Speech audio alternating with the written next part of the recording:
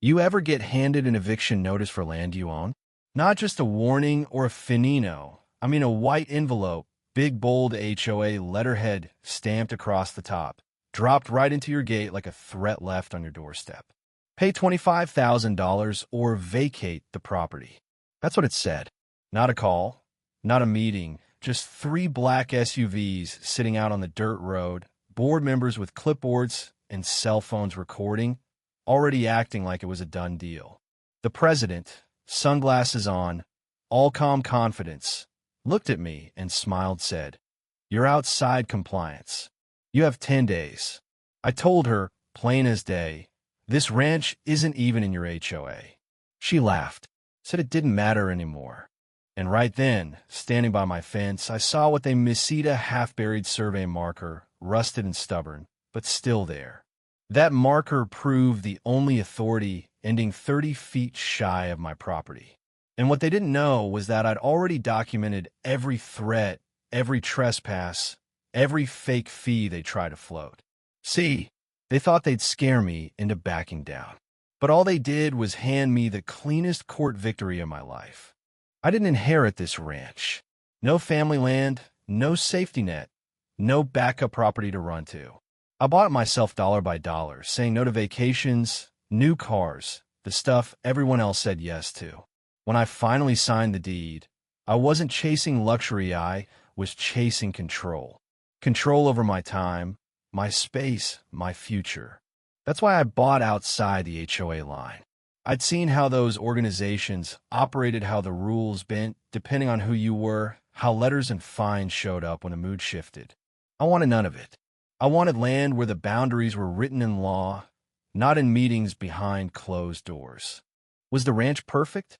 No. Fences sagged, water lines needed work, every improvement came out of my pocket. But stepping out that first morning, sun catching on empty ground, I felt something I hadn't in years: real ownership. No board, no votes, no permission slips. Just land, work, responsibility. I thought, as long as I respected the lines, nobody could touch me. I checked that deed twice. Walked the lines. The ranch bordered the HOA, but my property was marked outside, free. Still, the first sign of trouble came quietly. HOA vehicles cruising by slow, welcome packets left at my gate, even though I wasn't a member. It didn't feel welcoming. It felt like a warning, like someone had noticed something they wanted. But I shrugged it off. Paper lines matter, I told myself. I'm outside. That's enough. Wrong. I didn't realize just how wrong until the day they decided my land belonged to them, too. Buying this place wasn't dramatic, just a cold table, stacks of documents, a pen that got heavier with every signature. Those property lines weren't just lines. They were legal, precise, backed by county records and surveys older than the HOA itself. I didn't buy land. I bought certainty. After closing, I walked every fence post, found every marker. Those rusted stakes didn't care about meetings or opinions. They told the same story, quietly, honestly. The ranch had always been separate, different zoning, different rules. When the HOA expanded, they stopped where the law said stop, not out of kindness, but because they had to. That separation, that freedom was the only reason I could build, store equipment, run a ranch, not just decorate one. No committees, no surprise assessments, no one telling me what color my dirt should be. I knew the HOA was close, but proximity isn't authority. A fence doesn't transfer power. Roads don't rewrite law. At least, they're not supposed to. But some people treat boundaries like suggestions, like rules are just for other folks. The first time I met her, the president, she didn't shake my hand like a neighbor. She introduced herself as the authority, clipboard tucked under her arm, sunglasses still on even as the sun set. "I'm the HOA president," she said, like it was a gift. She didn't ask about my plans. She just let her eyes wander fence to equipment to barn like she was already taking inventory. She started in on community standards, how things should look, how property values depended on appearances, how the community had expectations. I told her again I wasn't in the HOA. She nodded. "For now," she said. That was the first threat, disguised as reassurance. Every word had weight. She warned of fines without mentioning rules, spoke of enforcement without ever citing jurisdiction. And then she said, "This area is changing. Eventually, everything aligns." She looked past me, out over my land, like she could already see it folded into their system. I repeated, "My boundaries were clear. The zoning was different. I wasn't joining the HOA." She tapped her clipboard, smile fading. "We'll see how that works out." She drove away, but the air didn't feel peaceful anymore. It felt marked. If they won, it wasn't just an argument I'd losey, it was the ranch itself, bled away piece by piece. Fees, restrictions, forced compliance. Every dollar counted. One big fee or legal battle could wreck me. People love to say, just fight it. They don't talk about the bills that pile up while you do. Ruin arrives quietly, as paperwork. But worse than the money was the precedent. If they could claim my land, boundaries didn't matter anymore. What would stop them next time? Power without limits isn't just dangerous, it's contagious. They were betting I'd pay to make it stop. Most folks choose peace over principle because principle is expensive. And honestly, I almost understood why. I didn't have a lawyer on retainer.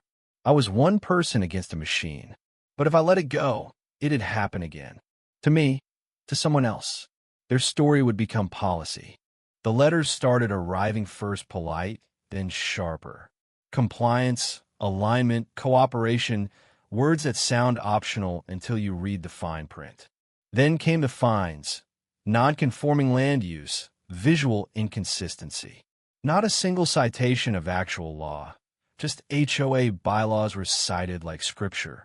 When I ignored them, deadlines appeared, then consequences, then threats of loss of property rights. Methodical, relentless. Just enough to cause anxiety, not enough for immediate outrage. But here's the thing. HOAs don't have power outside their plat, not unless the county records say otherwise. No signature, no annexation, no authority. They know that. That's why the letters never referenced my deed. They relied on fairing the idea that official language equals official power. I kept every piece of paper, every email, every postmark. I photographed every notice taped to my gate, logged every date, every trespass. Because once intimidation becomes a pattern, it becomes evidence. But the pressure worked more than I'd like to admit. Each letter made me calculate, could I afford to be right? That's the cruelest part. They don't have to win in court.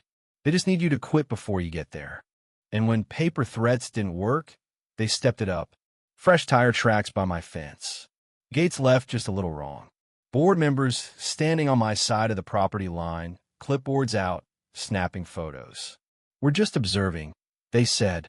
Routine, apparently. Then the drone appeared hovering over my barn, tracing slow lines above the pasture.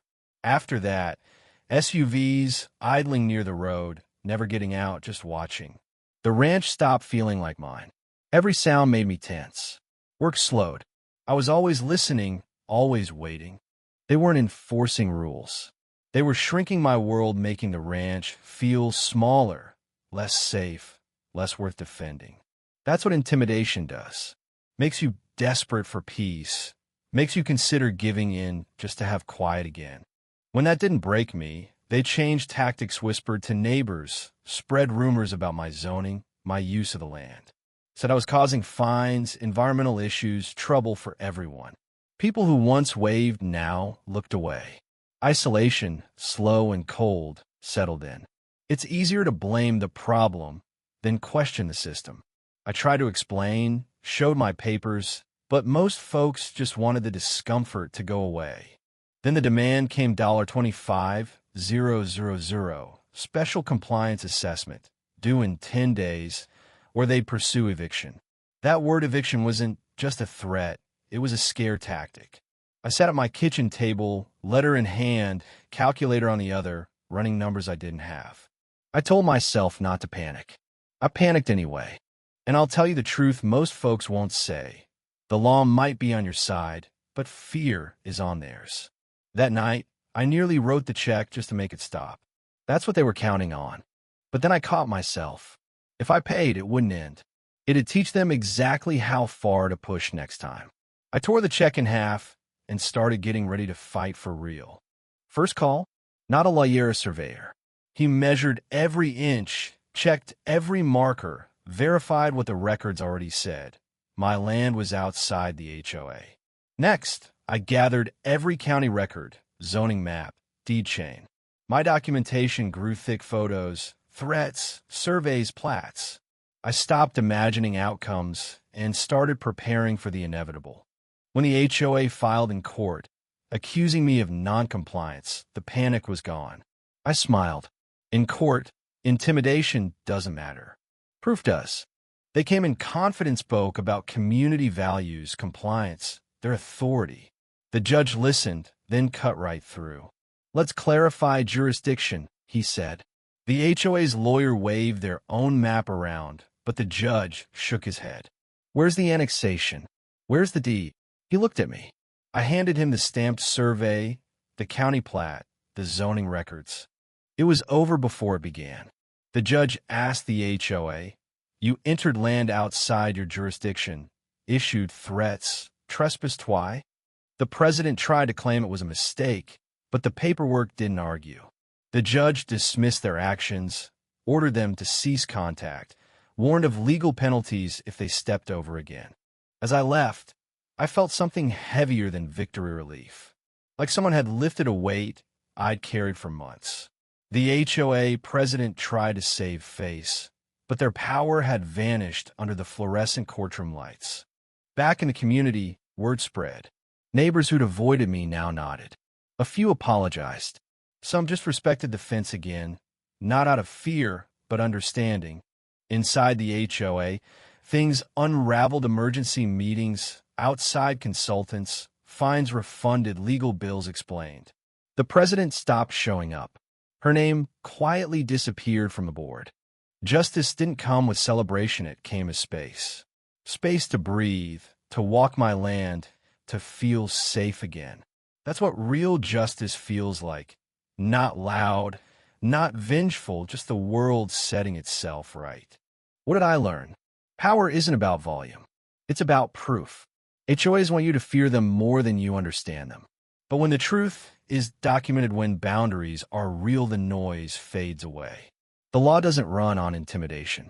It runs on facts. And facts, in the end, always win.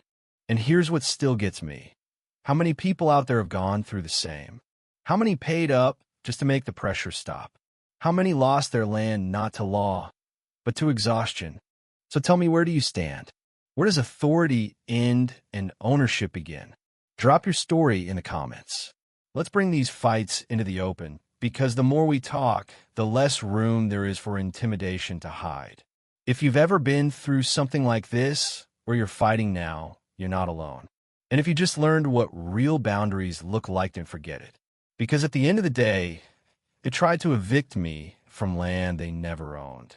And the court reminded them where authority actually comes from.